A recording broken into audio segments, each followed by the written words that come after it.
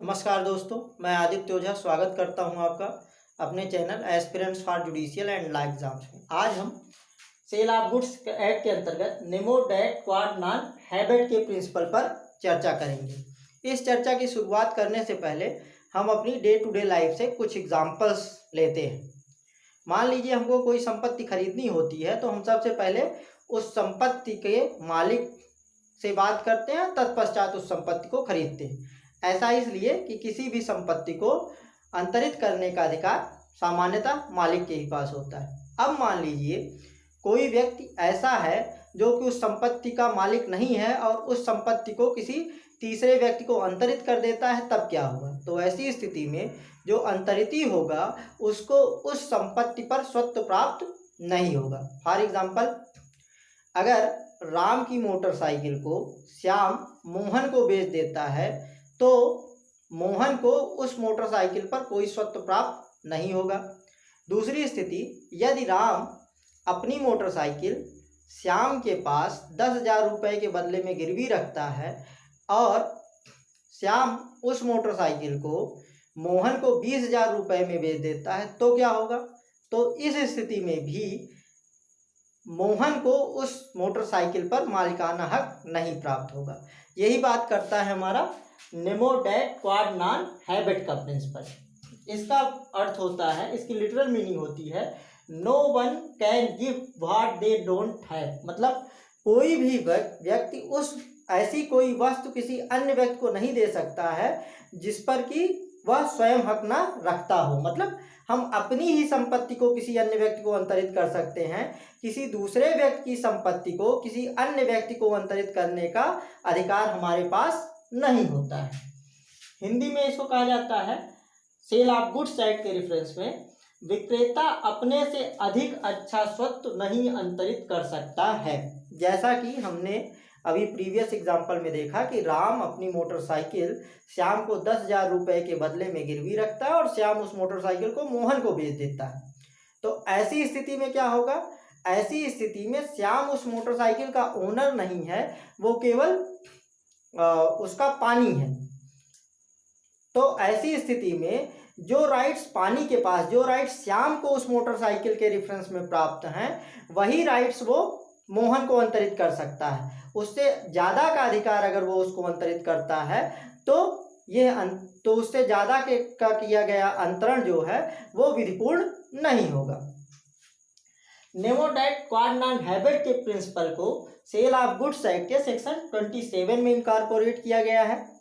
ये सेक्शन कहता है sale by person not the owner. मतलब ऐसे व्यक्ति द्वारा किया गया विक्रय जो कि उस संपत्ति पर मालिकाना हक नहीं रखता है या जो उस संपत्ति का स्वामी नहीं है।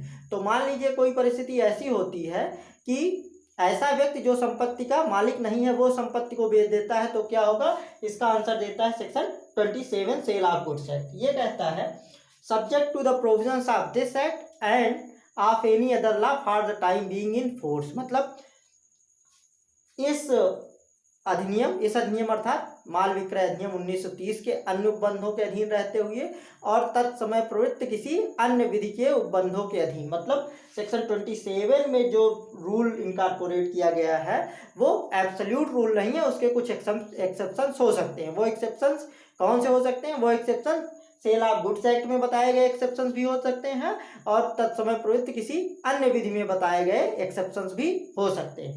तो ये आगे कहता है where goods are sold by a person who is not the owner thereof and who does not sell them under the authority or with the consent of the owner, the buyer acquires no better title to the goods than the seller had। अगर इसको हिंदी में कहें तो क्या होगा? हिंदी में कहें तो होगा कि जहाँ पे कोई सामान किसी ऐसे व्यक्ति द्वारा बेच दिया जाता है जो उस सामान का, उस माल का स्वामी नहीं है या जो उस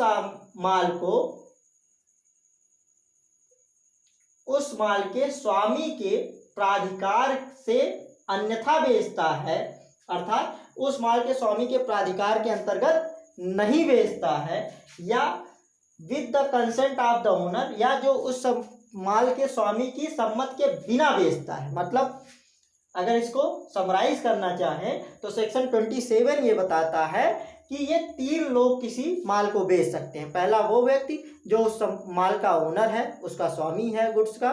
दूसरा वो व्यक्ति जो कि who is authorised by the owner, जो कि उस संपत्ति के स्वामी द्वारा प्राधिकृत किया गया है, या कोई अन्य व्यक्ति उस संपत्ति के स्वामी की सम्मति से, उसकी सहमति के साथ उस माल को बेच सकता है। तो अगर कोई अंतरण इन तीनों व्यक्तियों के से अन्यथा किया जाता है, मतलब कोई ऐसा व्यक्ति जो कि ना तो माल का स्वामी है, जिसको कि ना तो माल के स्वामी ने प्राधिकृत किया है, या जो कि ना तो माल का स्वामी है, ना ही स्वामी द्वारा प्राधिकृत है, और ना ही स्वामी की सम्मति से बेचता है, तो उस स्थिति में क्या होगा? उस स्थिति में क्रेता द बायर, क्रेता उस विक्रेता के स्वत्व से अधिक अच्छा स्वत्व नहीं प्राप्त करेगा।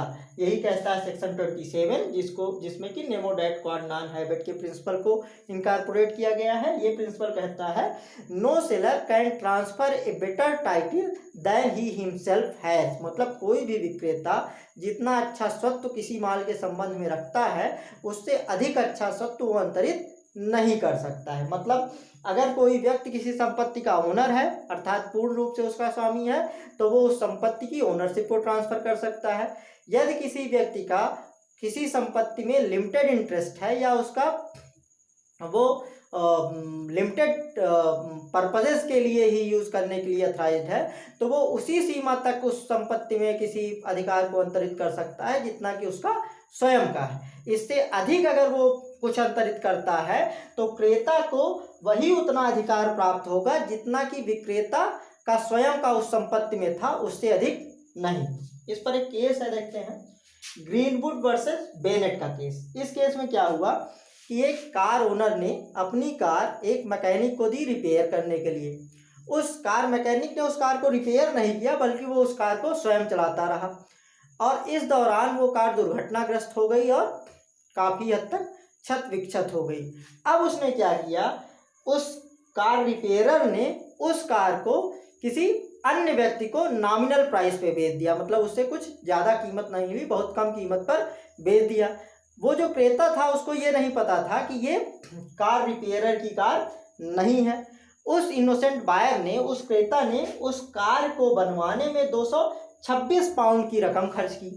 बाद में जब उस कार के ट्रू ओनर को पता लगा तो उसने वो कार रिकवर करने के लिए बायर के अगेंस्ट सूट लाया, और कोर्ट ने ये निर्धारित किया कि जो उस कार का ट्रू ओनर था, वो कार को रिपेयर करने में जो इनोसेंट बायर द्वारा, जो कि क्रेता द्वारा धनराशि खर्च की गई थी, जो इस मामले में 226 पाउंड थी, उसका पेमेंट करके अपनी कार को रिकवर कर सकता है।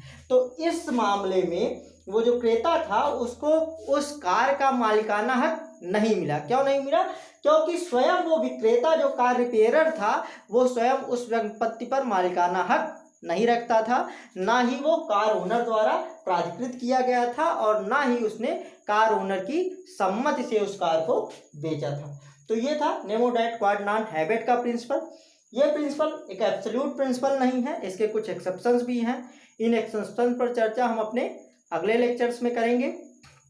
तो हमारे द्वारा दी गई जानकारी आपको पसंद आई हो तो हमारे चैनल को लाइक, शेयर और सब्सक्राइब कीजिए।